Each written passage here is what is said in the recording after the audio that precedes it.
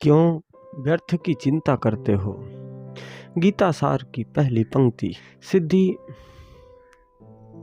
आपने कहा क्यों व्यर्थ की चिंता करते हो। इसका अभिप्राय क्या है तो सिद्धि, तुम जान लो कि तुम परमात्मा की प्रतिष्ठा हो। तुम्हारी प्राण प्रतिष्ठा किसी पंडित के द्वारा नहीं अपितु परमात्मा के द्वारा की गई है। इसलिए तुम जान लो, तुम्हारा जीवन व्यर्थ चिंता करने के लिए नहीं, जीवन को अपमानित करने के लिए नहीं, तुम्हारा जीवन परमात्मा के समान पूज्य है। तुम परमात्मा के द्वारा पालित और पोषित हो। चिंता मानसिक क्रिया है, मन में होती है। सर्वाधिक चिंता तुम्हें जीवन के विषय में होती है। इसलिए गीता सार को समझ लो, और समझने जैसा है। तुम क्यों व्यर्थ की चिंता करते हो। तुम्हें सजग कर रही है, जागृत करने के लिए संजीवनी है, औषधि है। गीता का पान करो, मूर्छा से बाहर आओ, चिंता का परित्याग कर दो, जीवन मूल्यों को समझो। यही यह पंक्ति कह रही है। क्यों व्यर्थ की चिंता करते हो। इसलिए सिद्धि, जागृत हो जाओ। तुम्हारा जीवन अमूल्य है। जीवन के महत्वपूर्ण पक्ष को समझो। तुम भी सद्गुणों की संपदा से भरपूर हो। तुम जीवन को कोसना बंद करो, त्याग दो। यह जीवन कदापि दुख रूप नहीं।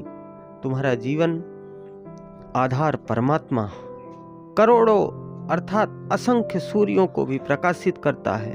विचलन ही तुम्हारी व्यर्थ चिंता का कारण है। जड़ जीव के भेद को जान गए, अंतर्बोध को उपजाओ, जीवन की धन्यता को धारण करो, मन के कंपन को शांत करो। तुम कभी गौर से देखना, हवा शांत हो फिर भी पीपल के पत्ते हिलते रहते हैं। ठीक उसी प्रकार पीपल के पत्ते की भांति हिलना डुलना बंद करो। तुम निर्जीव नहीं, तुम जड़ नहीं हो, जीव चेतन है। तुम्हें ज्ञानेंद्री, कर्मेंद्री, बुद्धि, चित्त, अंतःकरण प्राप्त है। तुम पीपल वृक्षों से अधिक तुम्हें इंद्रिय प्राप्त है। इसलिए तुम कार्य कारण विषयों के आकार को जान लो। गुण ही विषयों के आकार में परिवर्तित होकर एक में एक बरत रहे हैं। इसलिए ऐसा समझकर अविचल भाव को अपनाओ, स्वरूप में स्थित हो जाओ। तुम्हारी व्यर्थ चिंता पूर्णतः व्यर्थ है। तुम्हारा जीवन विषयक चिंता पूर्ण व्यर्थ है। तुम्हारा जीवन अमूल्य है। कुल भौतिक शक्तियों का कुल योग ही तुम्हारा जीवन है। जीवन के इस पक्ष का चिंतन प्रारंभ करो। इसे स्पष्ट रूप से पहचान लो। तुम्हारे जीवन के तुल्य प्रिय कुछ भी इस जगत में नहीं। यह बिल्कुल भी निंदा के योग्य नहीं। तुम्हारा जीवन अत्यंत समर्थवान तथा अनंत की भांति है, तथा सम है, कदापि भी विषम नहीं। जीवन अमृत है। इसका मान करो, इसका सादर पान करो। मान करने योग्य कुछ भी है तो वह केवल तुम्हारा जीवन है। जीवन को दुख रूप कहकर मानकर ही तुम व्यर्थ चिंता में डूबते हो। चिंता शत्रु है, संवेग है। शत्रु को मान अपमान देना दोनों ही बंद कर दो। तुम्हारी व्यर्थ चिंता है। मान अपमान की भावना यदि तुम्हारे भीतर से नष्ट नहीं हुई तो तुम्हारा मोह नष्ट नहीं होगा, और यदि तुम्हारा मोह नष्ट हो गया तो दुख मिट जाएगा। तुम्हें स्मृति हो जाएगी कि जीवन क्या है।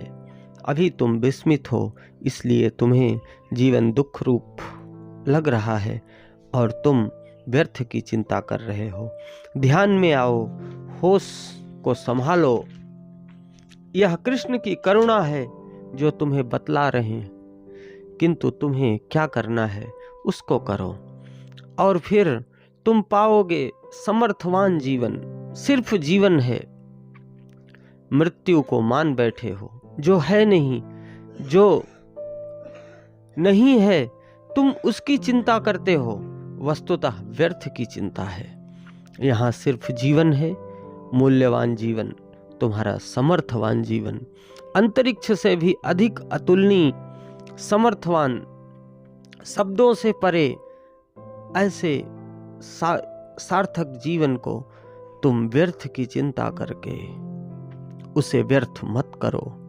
जीवन को तुमने दुख रूप मानकर तुम व्यर्थ चिंता क्यों करते हो? अंबर अनल जल वायु वसुधा से तुम्हारा नित्य नाता है, तुम परमात्मा की प्रतिष्ठा हो।